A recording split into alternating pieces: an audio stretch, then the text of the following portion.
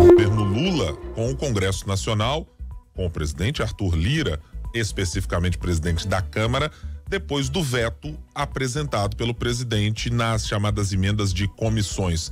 Quase 6 bilhões de reais saem do controle dos deputados e voltam para as mãos do governo. O que isso pode gerar, Fran?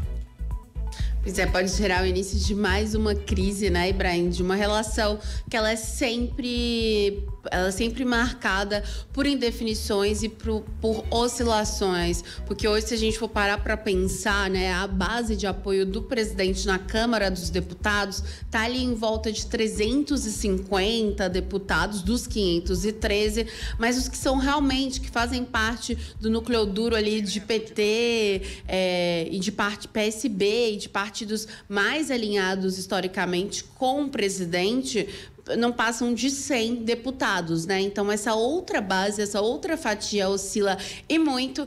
E, dessa vez, o motivo, né, vai ser justamente a questão desse veto de 5,6 bilhões de reais em relação às emendas, como você bem citou, de comissões. Lembrando que, mesmo com esse veto, o valor de emendas para esse orçamento deste ano continua com a maior cifra que já se foi vista, que é no total aí de 47,5 bilhões de reais, ou seja, um valor enorme, mas vale lembrar também que o presidente manteve aí os quase 5 bilhões que foram aprovados pelos deputados e pelos senadores para o fundo eleitoral, mas houve essa mudança em relação às emendas e, como você bem disse, as emendas de comissão, que elas nada mais do que elas substituem a conhecida aí emendas de relator, que foi proibida pelo STF no fim de 2022, né?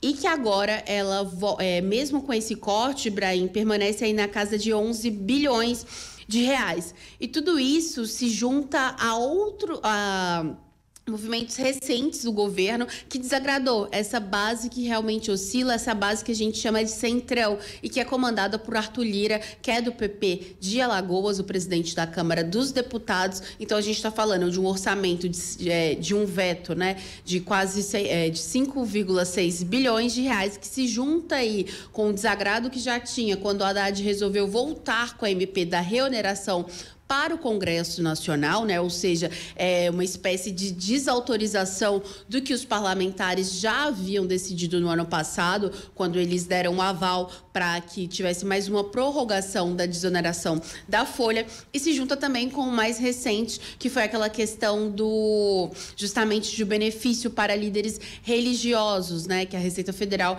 decidiu derrubar e que, para tentar aí acalmar um pouco os ânimos, o governo criou um grupo de estudo, né, para tratar sobre esse assunto. Então, isso se junta a várias crises que já estão tendo com o legislativo e que deixam muito mais claro para o presidente que nesse ano vai ser um ano muito mais difícil, porque é um ano de eleições. Então, há aí uma pressão maior também em função dessas emendas, porque os parlamentares têm somente até o primeiro semestre, né, para poder fazer liberação de obras, de algumas coisas nas suas bases eleitorais, porque depois o calendário eleitoral, a Justiça Eleitoral barra esse determinado tipo de ação.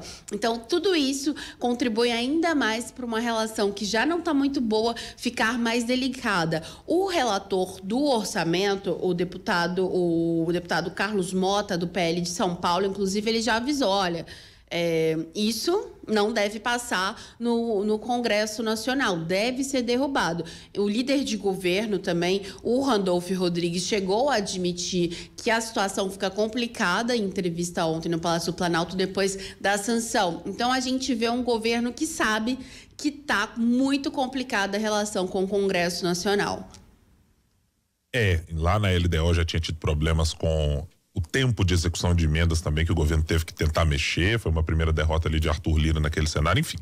Mas tem muita coisa ainda, e olha que nós estamos só no dia 23 de janeiro, hein? A turma nem voltou para trabalhar para valer. Isso só vai acontecer lá no mês de fevereiro.